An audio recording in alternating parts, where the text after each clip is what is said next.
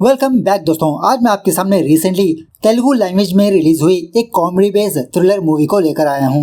इसका नाम है स्वैग, जिसमें विष्णु लीडिंग रोल पर है। इस मूवी में विष्णु ने 5 कैरेक्टर्स को निभाया है। सच में बहुत ही काबिले तारीफ है। मूवी के बारे में बात करें तो मूवी मुझे बहुत ही अच्छी लगी। थोड़े बहुत कॉमेडी सीन्स, थ्रिलिंग इवेंट्स और इसी तरह बेहतरीन सा मैसेज भी।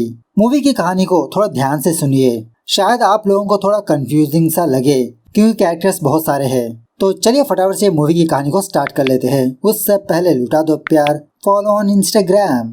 कहानी की शुरुआत होती है इन द ईयर ऑफ 1500 से पहले, जहाँ पर एक बहुत बड़े राज्य को दिखाया जाता है। और मूवी के हिसाब से इस दौर में सब कुछ औरतों का ही राज्य होता है। मतलब आज का जो माहौल है ना, इससे टोटली अपोजिट। औरतें ही रानियां बनेंगी, राज्य करेंगी, युद्ध करेंगी। सारे मर्द सिर्फ पर्दे में रहेंगे, ज्यादा बात नहीं करना, जबान नहीं लड़ाना। और इसी तरह इस दौर में जिस औरत का भी लड़का होता है उनको मारते रहते हैं। इनका यही मानना होता है कि लड़कियों की वजह से ही खानदान आगे बढ़ेगा। सो ऐसे ही राज्य में रुक्मिणी देवी नाम की एक रानी रहती है। इसके भी काफी सारे संतान पैदा हुए, लेकिन लड़के होने की वजह से इसने मार दिया और फिलहाल ये प्रेग्नेंट होती है। इसी के हस्बैंड का नाम होता है भवभूति। और ये भवभूति एक रेजोल्यूशन लाना चाहता है कि सारी दुनिया में मर्द जाति आगे रहेंगे, औरत नहीं। So finally in the year of 1551 में मर्दों का राज्य स्टार्ट होता है। उसके बाद से इन प्रेजेंट डे पर शिफ्ट होता है, जहाँ पर एसआई भवभूति नाम के एक बंदे को दिखाया जाता है। यहाँ पर आप कंफ्यूज मत होइए, राजा और इस एसआई का नाम सेम है। फिलहाल ये भूति रिटायर हो चुका होता है, लेकिन इसने अपनी सर्विस में किसी भी औरत को रेस्पेक्ट नहीं किया, जिस वजह से इसका पीए, डीए, पेंशन सब कुछ कट हो जाता है। इसी दरमियान में भवभूति को किसी के साइड से एक लेटर आता है और इसमें ये लिखा होता है कि आप स्वागंतिका के खानदान वाले हो। आपके पुरखों का खजाना आपका इंतजार कर रहा है। उसे हासिल करने के लिए इस एड्रेस पर चले जाना। और इसी तरह इस खत में एक बंदे की फोटो भी होती है जो हूबहू भवभूति की तरह दिखते रहता है। खैर दूसरे सीन में स्वागंतिका के खानदान वालों का वो खजाने को दिखाया जाता है और इस खजाने को महर्षि नाम का एक बंदा और उसकी माँ प्रोटेक्ट करते रहते हैं। एक्चुअली इनका एक ऑर्गेनाइजेशन होता है।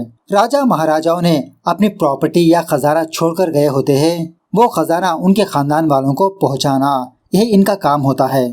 सदियों से महर्षि के खानदान वाले यही काम करते आ रहे हैं। अगर किसी भी खानदान में कोई नया बच्चा पैदा होगा तो उस बच्चे का नाम उसके खानदान में दर्ज करवाते रहते हैं। इस तरह से इनके ऑर्गेनाइजेशन में काफी सारे खानदान वाले होते हैं। सो इन्हीं के ऑफिस में स्वागंतिका का फैमिली ट्री होता है और इस खानदान को राजा भवभूति ने स्टार्ट किया। महर्षि और उसकी माँ को स्वागंतिका के खानदान वालों का आखिरी वारिस नहीं मिल रहा होता। अगर मिलेगा तो ये सारा खजाना उसका ही होगा। उसी वारिस के बारे में ढूंढते रहते हैं। इनके हिसाब से इनके रजिस्टर में आखिरी नाम होता है ययाति। उसके बाद ययाति का बेटा हुआ या बेटी इन लोगों को नहीं पता होता। यहाँ पर एक और बात यह है कि बेटा होगा तभी ये खजाना उसके नाम हो सकता है। अगर बेटी होगी तो ये खजाना महर्षि के खानदान वालों का होगा। और इस खजाने को हासिल करने के लिए महर्षि बहुत कोशिश करते रहता है। ये भी बेटा पैदा करने के चक्कर में इसकी 3 बेटियां होती है। फिलहाल इसकी बीवी दोबारा प्रेग्नेंट होती है। अगर इसका बेटा पैदा होगा तो स्वागंतिका के खजाने का मालिक महर्षि ही होगा। महर्षि अपने शिष्य को एक और बात बताने लगता है कि तुम उस खानदान के बेटे को नहीं बल्कि बेटी को ढूंढो। अगर हमने ये काम कर दिया तब भी ये खजाना हमारा हो सकता है। मतलब स्वागंतिका के खानदान में आखिरी बेटी होगी तो ये खजाना इनका नहीं हो सकता। उसके बाद वो एसआई भवभूति इस ऑर्गेनाइजेशन पर आता है। महर्षि से मुलाकात करके इसी के बारे में बताने लगता है कि आप मेरा खजाना मुझे दे दीजिए, मैं स्वागंतिका के खानदान का आखिरी वारिस हूँ। महर्षि कहने लगता है कि आपका चेहरा तो ययाति से मिलता जुलता है, लेकिन हमें एक और प्रूफ चाहिए। आपके खानदान के पास एक प्लेट होगी जो सदियों से चलती आ रही है। अगर आप हमें वो प्लेट लाकर दिखा दे तो हम मान लेंगे कि आप ही स्वागंतिका के आखिरी वारिस हो। तो भूति खजाने को हासिल करने के लिए उसी कोशिश में लगा रहता है, उस प्लेट को हासिल करने में। उसके बाद सीन थोड़ा सा फ्लैशबैक में जाने लगता है। भूति के बारे में कुछ बातें पता चलती है, जो अपनी बीवी से बहुत प्यार करते रहता है। इन दोनों की जिंदगी अच्छी खासी गुजर रही थी। इसी दरमियान में रेवती प्रेग्नेंट हुई, लेकिन एक दिन अचानक से रेवती भवभूति को छोड़कर कहीं पर चली गई। सो उस दिन से लेते हुए भवभूति डिप्रेशन में चला गया। हमेशा अपनी बीवी को याद करते रहता है। इसका कोई घर वगैरह नहीं होता। सोता है तो पुलिस स्टेशन में या तो फिर रेलवे स्टेशन पर। रिटायर होने के बावजूद भी यहीं पर रहता है ये। दूसरे सीन में अनु नाम की एक लड़की को दिखाया जाता है। पूरा नाम होता है अनुभूति। शॉकिंगली इसके घर में वो स्वागंतिका के खानदान की प्लेट होती है। अनु इस चीज को बेकार समझकर एक दिन कबाड़ी वाले को बेच देती है और एक्चुअली अनु कंस्ट्रक्शन साइट पर काम करती रहती है। शायद इसकी माँ हॉस्पिटल में एडमिट होती है। जब वो हॉस्पिटल पर जाकर अपनी माँ को देखती रहती है। एक दिन इसके वर्किंग प्लेस पर एक बंदा इससे छेड़खानी करने लगता है। अपने बॉस को कंप्लेंट देने पर इसका बॉस अनु और उस बंदे को काम से निकाल देता है, क्योंकि अगर अनु यहीं पर रहेगी तो दोबारा कोई ना कोई बंदा इससे छेड़खानी करेगा, उस बंदे को दोबारा निकालना पड़ेगा। इससे अच्छा है कि अनु काम से निकल जाए तो बेहतर होगा।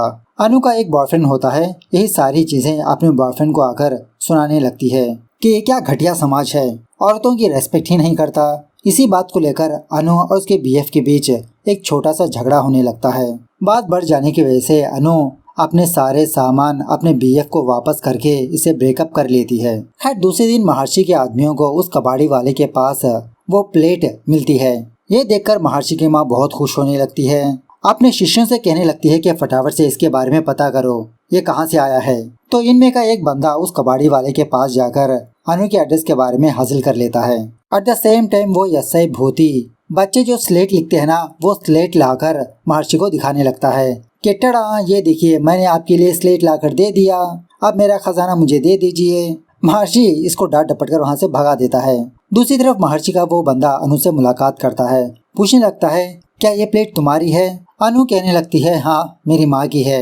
इस तरह से उस बंदे को हॉस्पिटल पर ले जाकर अपनी माँ को दिखाने लगती है। ये देखकर महर्षि का ये बंदा बहुत खुश होने लगता है, जिसका मतलब स्वागंतिका की आखिरी वारिस यही लड़की है। अगर लड़की होगी तो वो खजाना महर्षि का ही हो सकता है। सो दूसरे दिन महर्षि का वो बंदा अनु को अपने ऑफिस पर लाता है। मतलब स्वागंतिका का जो फैमिली ट्री होता है ना, उस ट्री में अनु का नाम दर्ज करना होगा, तभी ये प्रोसेस पूरा हो सकता है, और वो भी यज्ञ के साथ। अब अनु को देखकर महर्षि की माँ थोड़ा नाराज होती है, क्योंकि स्वागंतिका के खानदान में एक लड़की पैदा हुई, खानदान अब आगे नहीं बढ़ेगा, डेड एंड। फाइनली जब अनु को बिठाकर पूजा स्टार्ट होने वाली होती है, तभी इनके ऑफिस पर एक लेटर आता है। इस लेटर में ये लिखा होता है कि स्वागंतिका के खानदान में मर्द लड़का है। यह पढ़ने के बाद सारे लोग शॉक में रह जाते हैं। दूसरी सीन में सिंगानी नाम के एक बंदे को दिखाया जाता है, जो हूबहू भवभूति की तरह नजर आते रहता है। सिंगानी का एक बेस्ट फ्रेंड होता है जिसका नाम होता है माइकल।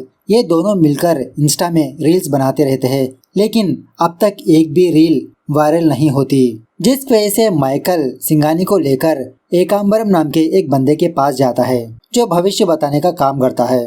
मतलब थोड़ा मॉडर्न टाइप का बंदा होता है। ये कहने लगता है कि गुरुजी ये मेरा फ्रेंड सिंगानी है, इसने जितने भी रील्स बनाए एक भी वायरल नहीं हुआ, प्लीज आप थोड़ा सजेशन दीजिए ना। सो एकाम्बरम सिंगानी को देखकर इसका राशि बता देता है और इसी तरह इसको थोड़ा बहुत टिप्स वगैरह देने लगता है कि तुम वीडियोस को ऐसे बनाओ वैसे बनाओ, समथिंग लाइक दैट। तो झटके में सिंगानी का वीडियो वायरल हो जाता है। कंटेंट पे कंटेंट बनाते हुए सिंगानी एक छोटा सा सेलिब्रिटी बन जाता है।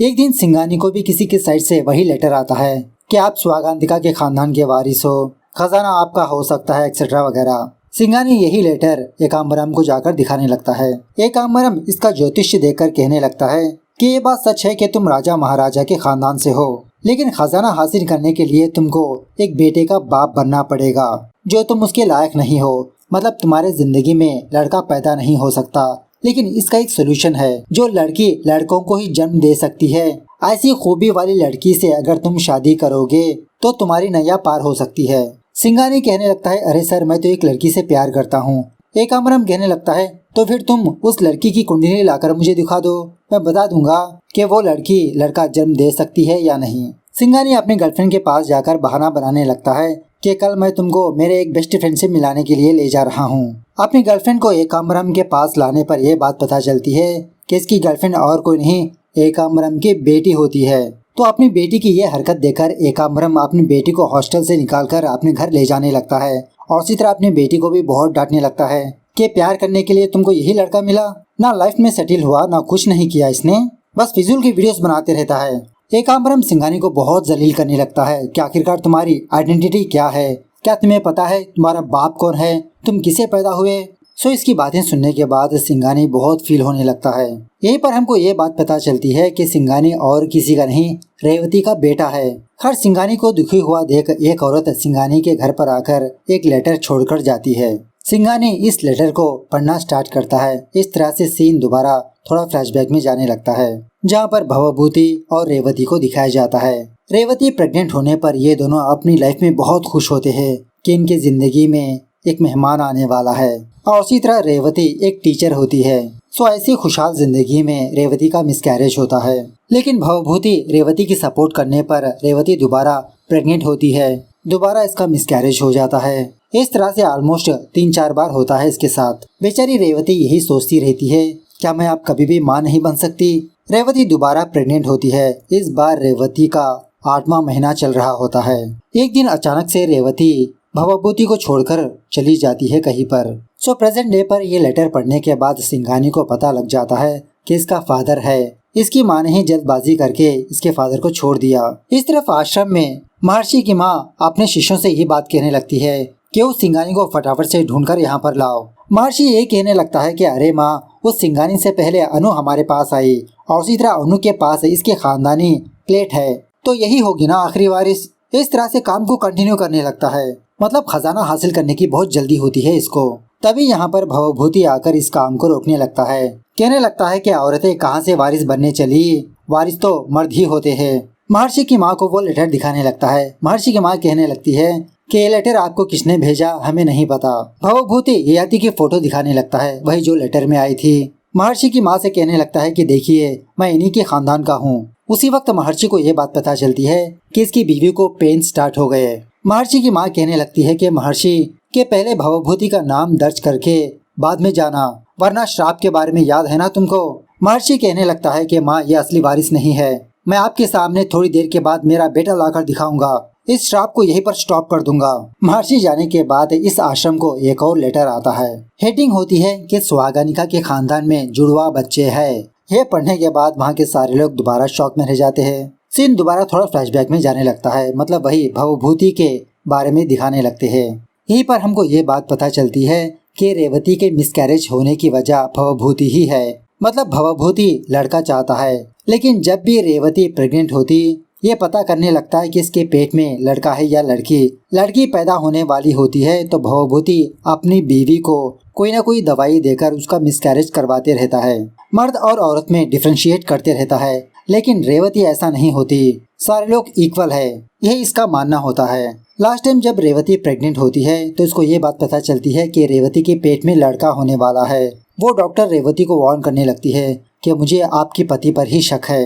लेकिन जब रेवती सारी चीजों को मैच करने लगती है तो उसको पता लग जाता है कि ये सब कुछ इसके पति ने ही किया, इसीलिए रेवती अपने पति को छोड़ देती है। सो प्रेजेंट पर आश्रम वालों को भी समझ में आ जाता है कि ये कहानी इसी यशई भवभूति की ही है। तभी इन लोगों को ये बात पता चलती है कि महर्षि को दोबारा लड़की पैदा हुई, जिसका मतलब सुहागनिका के खानदान में लड़का है। जब महर्षि अपनी माँ के पास आता है तो इसकी माँ बहुत डांटने लगती है कि मैंने तुमसे पहले ही कहा था कि नाम दर्ज करके ही जाना, देखो वो श्राप दोबारा तुम्हें लग गया। अनु की माँ के बारे में पता करने के लिए भवभूति और महर्षि का एक बंदा हॉस्पिटल पर जाने लगते हैं। मतलब इन लोगों को शक होता है कि वो लेटर्स अनु की माँ ही भेज रही है। पता चलता है कि उस हॉस्पिटल के बेड पर कोई भी नहीं है। सिस्टर से पूछने पर यह बात पता चलती है कि वो औरत तो कल ही मर गई। और एक और शॉकिंग बात यह है कि बेड पर जो औरत पड़ी थी वो अनु की माँ नहीं थी। अनु तो बस ऐसे ही आई थी। महर्षि का वो बंदा महर्षि को फोन करके यही बात बताने लगता है कि उस लड़की ने हमें धोखा दिया। महर्षि अनु से पूछने लगता है कि तुम्हारी माँ कौन है, अब तो सच बताना होगा तुम्हें। एट द सेम टाइम दूसरी तरफ सिंघानी उस आश्रम पर जाने लगता है वही लेटर लेकर, और उसी तरह भवभूति भी उस हॉस्पिटल से निकलकर गुस्से में उस आश्रम पर जाने लगता है।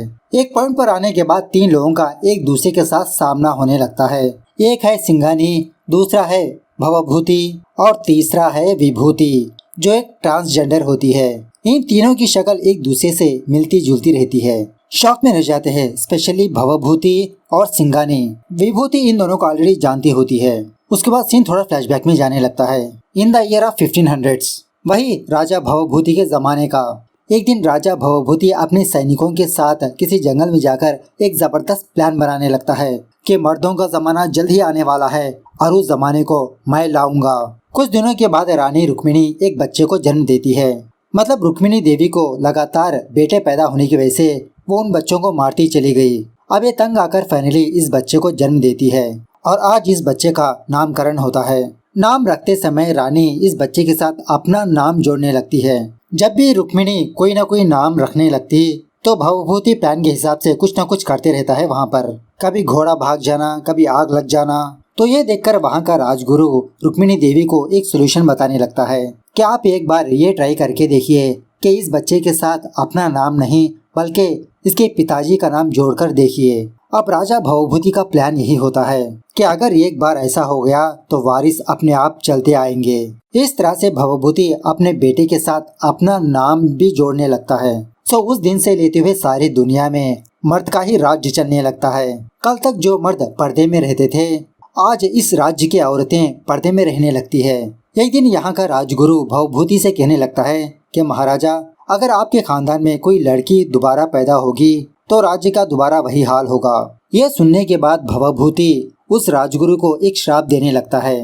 वो ये कि भवभूति के खानदान में जो भी लड़का पैदा होगा या लड़की पैदा होगी इनका फैमिली ट्री बनाना होगा। अगर नाम दर्ज नहीं किया जाएगा तो उस राजगुरु के खानदान में सिर्फ लड़कियां ही पैदा होने लगेंगी। बाद में ये राजगुरु भी इस राजा को और इसके खानदान को एक श्राप देने लगता है। वो ये कि राजा के खानदान वाला खुद इनके पास आकर अपना नाम दर्ज करवाना होगा। अगर नहीं करवाएगा तो राजा के खानदान का खजाना राजगुरु के खानदान को मिलेगा और इसी तरह पीढ़ी के बाद पीढ़ी एक प्लेट इनको दिया जाएगा।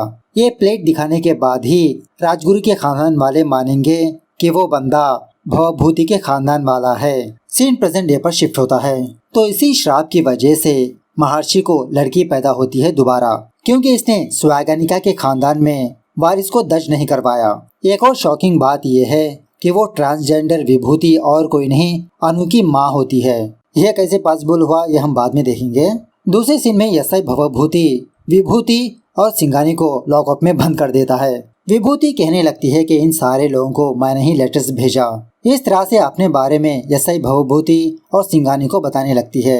सीन थोड़ा फ्लैशबैक में जाने लगता है जहाँ पर ययाति को दिखाया जाता है, स्वगांतिका के खानदान का आखिरी वारिस। शॉकिंग बात यह है कि ययाति को 7 बेटियां होती है। इसकी बीवी दोबारा प्रेग्नेंट होती है। ययाति को भी अपने खानदान के बारे में पता होता है कि अगर ये लड़का पैदा करेगा तभी ये राजा बन सकता है, खजाना इसको मिलेगा। उस टाइम महर्षि का फादर उस खजाने की देखरेख करते रहता है और इसी तरह महर्षि के फादर को भी लड़कियां ही पैदा होती रहती है। कुछ दिनों के बाद ययाति की बीवी 2 जुड़वा बच्चों को जन्म देती है। लकीली दोनों बच्चे लड़के होते हैं। उसके बाद क्या था, ययाति के खुशी का ठिकाना ही नहीं होता कि अब ये राजा बनेगा। यहाँ पर एक और बात यह है कि ययाति के साले को भी लगातार बेटियां ही पैदा हुई होती है। ययाति अपने साले से कहने लगता है कि मैं अपने एक लड़के को तुमको दे दूंगा, तो इसका साला भी बहुत खुश होने लगता है। उसके बाद ययाति अपने फैमिली के साथ मिलकर महर्षि के फादर के पास जाता है अपने खजाने को लेने के लिए। अब ययाति के बेटे का नाम तो दर्ज करवाना ही पड़ेगा, लेकिन ययाति सिर्फ अपने एक ही बेटे को लाता है। महर्षि का फादर कहने लगता है कि अरे यार, तुम्हें अपने दोनों बेटों को भी लाना होगा। जब उन दोनों का नाम दर्ज होगा तभी मुझे बेटा पैदा होगा। जाओ फटाफट से अपने दूसरे बच्चों को लेकर आ जाओ। जब ययाति अपने साले के घर पर जाता है तो इसको ये बात पता चलती है कि इनकी फैमिली तो बोरिया बिस्तर बांधकर कोलकाता चली गई। उसी वक्त महर्षि के फादर को ये बात पता चलती है कि इसको बेटा पैदा हुआ और वो बेटा और कोई नहीं खुद महर्षि होता है। सो उसके बाद क्या था, वो खजाना ययाति के हाथ से चला जाता है क्योंकि महर्षि के खानदान में लड़का पैदा हुआ। खैर जो भी हो, ययाति इस चीज को एक्सेप्ट करके अपनी फैमिली के साथ नॉर्मल जिंदगी गुजारने लगता है। दूसरी तरफ ययाति का साला भी अपनी फैमिली के साथ कोलकाता में अपनी जिंदगी गुजारते रहता है। ययाति के साले के पास जो बच्चा होता है ना, उसी का नाम होता है भवभूति, यशई भवभूति। इस तरफ ययाति का बेटा धीरे धीरे लड़कियों की तरह बिहेव करते रहता है। मतलब वही चुप चुप के अपने माथे पर बिंदी लगाना, फूल लगाना, बैंगल्स पहनना। इस तरफ कोलकाता में भवभूति अपने फैमिली को छोड़ के भाग जाता है क्योंकि इसकी बहुत सारी बहनें होती है ना, उनकी शादी की जिम्मेदारी इस पर ही पड़ सकती है। इसलिए ये बंदा अपनी टीनेज की उम्र में ही भाग जाता है। एक दिन ययाति अपने बेटे की हरकतें पहचान कर इसको बहुत मारने पीटने लगता है। इसका बेटा अपने फैमिली वालों से सच बता ही देता है कि पता नहीं पापा क्यों मुझे लड़कियों की तरह ही अच्छा लगता है। रात होने के बाद ययाति अपने सास के पास आकर इसी के बारे में बात करते रहता है। इसकी सास ययाति को बहुत समझाने लगती है कि इसमें उसकी क्या गलती है। ये सब कुछ प्रकृति का खेल है, इसे हमें एक्सेप्ट करना ही पड़ेगा। सो दूसरे दिन ययाति अपनी बेटी की प्रॉब्लम को समझकर उसे नाट्य सीखने के लिए परमिशन दे देता है। कहने लगता है कि बेटा तुम जैसा रहना चाहते हो वैसे ही रहो। रात होने के बाद जब ययाति का बेटा मतलब विभूति वापस अपने घर पर आता है तो घर में कोई भी मौजूद नहीं होते। मतलब ययाति विभूति को यहीं पर छोड़कर अपनी फैमिली के साथ यहाँ से चला जाता है। विभूति को अपने घर के दरवाजे के पास इसके खानदानी प्लेट नजर आती है। ये प्लेट उसकी माँ ने ही यहाँ पर रख के गई होती है बिना ययाति को बताए। उसके बाद विभूति का नाट्य गुरुजी विभूति का ऑपरेशन करवा के इसको टोटली लड़कियों में चेंज कर देता है। लड़की बनने से पहले इसका नाम कुछ और था, लड़की बनने के बाद इसका नाम बनता है विभूति। विभूति नाट्य करते हुए लड़कियों को नाट्य सिखाते हुए अपनी जिंदगी गुजारती रहती है। लेकिन इस समाज में विभूति जिल्लत भरी जिंदगी जीती रही। जब विभूति आत्महत्या करने वाली होती है बस से कूदकर, तो तभी विभूति को उसी बस में रेवती नजर आती है जो दर्द के मारे तड़प रही होती है। उस वक्त भवभूति को छोड़कर कहीं पर जा रही होती है। विभूति रेवती को किसी जगह पर लाकर इसकी डिलीवरी करने लगती है। यही बच्चा होता है सिंगानी। एक दिन रेवती एक लेटर विभूति को देने लगती है, कहने लगती है कि तुम ये लेटर भवभूति को दे दो। रेवती को देखने के बाद विभूति को भी इच्छा होने लगती है कि ये भी माँ बनेगी। सो एक ऑर्फनेज पर जाकर एक लड़की को गोद लेने लगती है। वही लड़की का नाम होता है अनु। लेकिन अनु बड़ी होने के बाद विभूति को एक्सेप्ट ही नहीं कर पाती। ये जहाँ पर भी जाती इसको लोग लानतान करने लगते कि तुम एक किन्नर की बेटी हो, तुम कैसे पैदा होगी। हमेशा इससे यही सवाल करती रहती कि आखिरकार तुमने मुझे गोद क्यों लिया।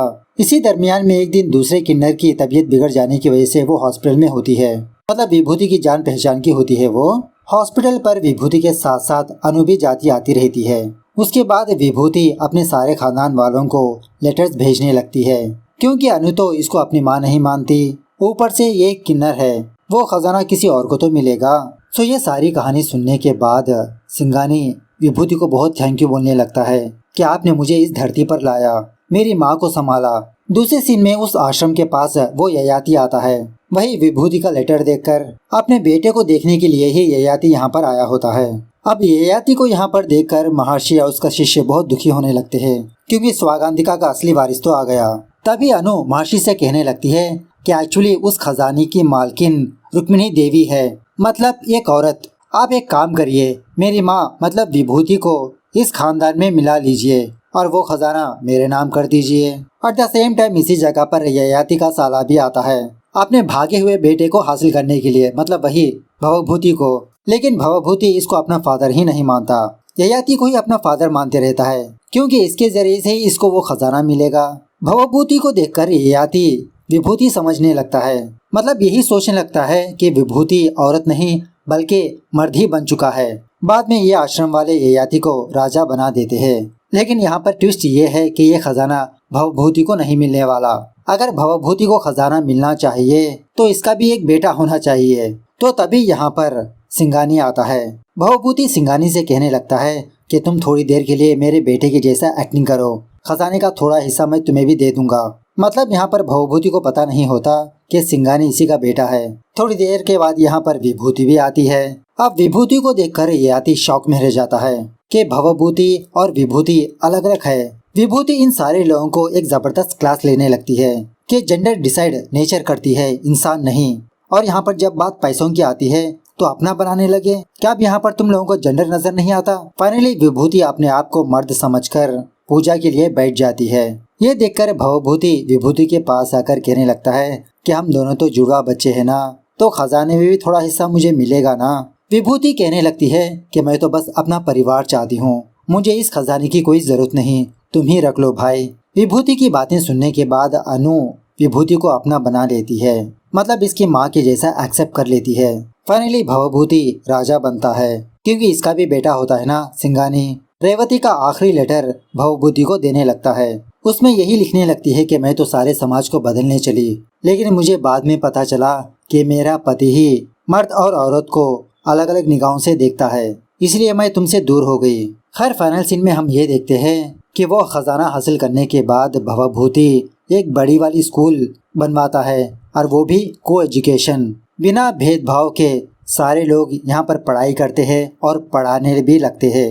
इस तरह से ये मूवी यहाँ पर दी एंड होती है। तो मूवी कैसे लगी कमेंट करके बताना जरूर। मिलते हैं अगली वीडियो में, तब तक take care, bye bye, see you soon.